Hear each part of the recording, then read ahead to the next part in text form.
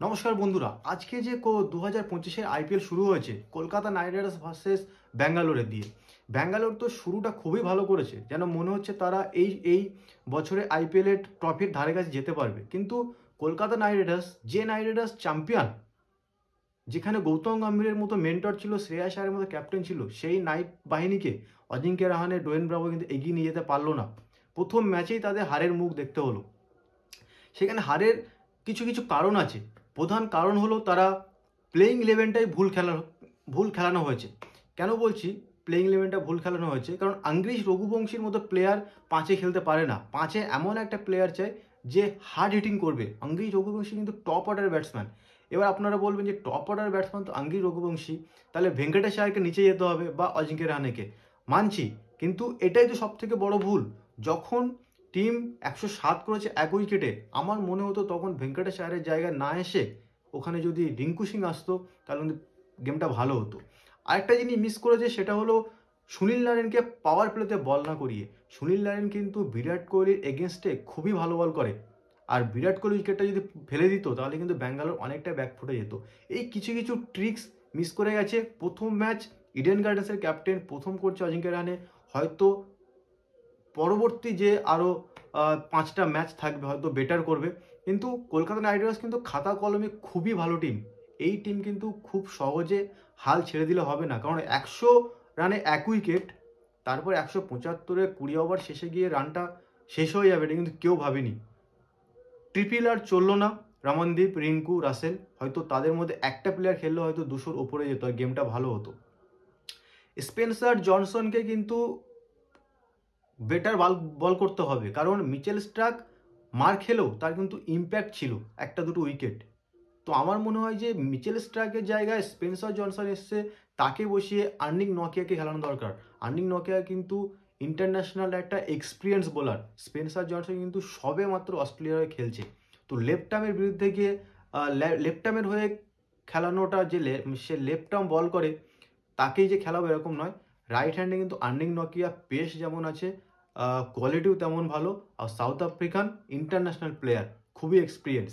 আরেকটা জিনিস, সব থেকে বরুণ চক্রবর্তীকে আজ একটু হালকা আউট অফ লাগলো, মানে টাচ লাগলো, টাইম লাগবে। 50 ওভার ক্রিকেট থেকে এসছে, সেখানে 50 ওভার। সুনীল নারিনকে ভালো বল করতে হবে, অবশ্যই সে ভালো বল করেছে, কিন্তু পাওয়ার প্লেতে যদি তাকে একটা ওভার করানো যেত, বিরাট কোহলি উইকেটটা যদি পড়ে যেত, নাইট কিন্তু একটু হলেও আরও কমফোর্টেবল লাগতো, জিতটা ভালো হতো। আর ব্যাঙ্গালোরের দিক থেকে সব থেকে পজিটিভ হলো বিরাট কোহলির ফর্ম আর ফিল্ড সল্ট এই যে ওপেনিং শুরুয়াতটা দিয়েছে, এটা কিন্তু অনেক বড়। ব্যাঙ্গালোর এটাই মিসিং ছিল, এটাই মিস। পাওয়ার প্লেতে সব বল চালাবো। এখন টি20 গেম যদি আমরা দেখি, পাওয়ার প্লের 6 ওভারে কিন্তু মিনিমাম 70-80 না করলে সেই টিম ব্যাকফুটে চলে যাবে। ফিল সল্ট, বিরাট কোহলি, ভালো কম্বিনেশন। পরে দেবদত্ত পাটিকাল একটা ম্যাচ 10 বলে 10 করেছে। রজত পাতিদার অসাধারণ ক্যাপ্টেনশিপ করেছে, যেখানে সুয়াস শর্মা মার খাওয়ার পরেও তাকে কিন্তু পুরো 4 ওভার করানো হলো। আর যদি 4 ওভার না করানো হতো তাহলে কিন্তু রাসেল উইকেটটা যেত না। আর রাসেল উইকেট না গেলে কিন্তু রাসেল আরও বড় পারি খেলতো, 30-35 রান যদি খেলে দিত, সেখানে কিন্তু নাইট 200-র ওপর করে দিত। ভালো ক্যাপ্টেন্সি করেছে, ভালো ব্যাটিংও করেছে, অসাধারণ। এইভাবে যেন ব্যাঙ্গালোর চলে, তাহলে কী হবে, আরসিবি কাপটার আশা একটা দর্শকদের, ফ্যানদের মধ্যে থাকবে। আর কলকাতার নেক্সট ম্যাচ, কলকাতা কি ভুল করেছে এটা থেকে যেন শিখে যেন নেক্সট ম্যাচ আরও ভালো করে। ক্যাপ্টেন্সি ভালো দরকার, ইডেন গার্ডেন্সের ক্যাপ্টেন্সি অবশ্যই দরকার। কখন স্পিনার আনবো, কোন ফাস্ট বোলার তো কখন আনবো, হার্ষিত রানা ভালো বোলার, পাওয়ার প্লেতে করালাম না, বৈভব আরোকে দিয়ে 2 ওভার করাচ্ছি, এই ধরনের ট্যাকটিক্সগুলো অজিঙ্ক্য রাহানে একটু মিস করে গেছে। আশা করব পরের ম্যাচ যেন নাইট ভালো করে, আর নেক্সট ম্যাচ ব্যাঙ্গালোর যেন এইভাবেই ফর্মে থাকে, দেখা যাক। আর নেক্সট কালকে দুটো গেম আছে, মুম্বাই ইন্ডিয়ান্স বনাম চেন্নাই সুপার কিংস, টপ দুটো আইপিএলের টিম যারা 5বার করে কাপ পেয়েছে। আর ফার্স্ট খেলা 3:30 থেকে যেটা আছে সেটা হলো হায়দ্রাবাদ প্লাস রাজস্থানের বিগ ব্লো হলো সঞ্জু স্যামসন ক্যাপ্টেন করবে না, রিয়ান পরাগ ক্যাপ্টেন করবেন, কারণ সঞ্জু স্যামসন চোট আছে। আর রাতের খেলাটাতে সূর্যকুমার যাদব ক্যাপ্টেন করবে, কারণ হার্দিক পান্ডিয়া আগের বছরে সাসপেন্ড ছিল, তার জন্য এবছরে প্রথম ম্যাচে খেলতে পারবে না।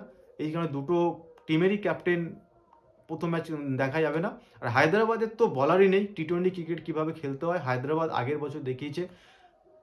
অভিষেক শর্মা, ট্রাভিস হেড, এখন আবার ওয়ান ডাউন ঈশান কিষান, নিচে অভিনব মনোয়ার, বোলিংয়ে Mohammed Shami, Harshal Patel, Adam Zampa, Nitish Reddy, Henry Klaasen. অবশ্যই থাকুন, নেক্সট ভিডিও কাল 2টো ম্যাচের আসবে, অবশ্যই দেখবেন। প্লিজ লাইক শেয়ার করতে অ্যান্ড সাবস্ক্রাইব করতে ভুলবেন না। Good night.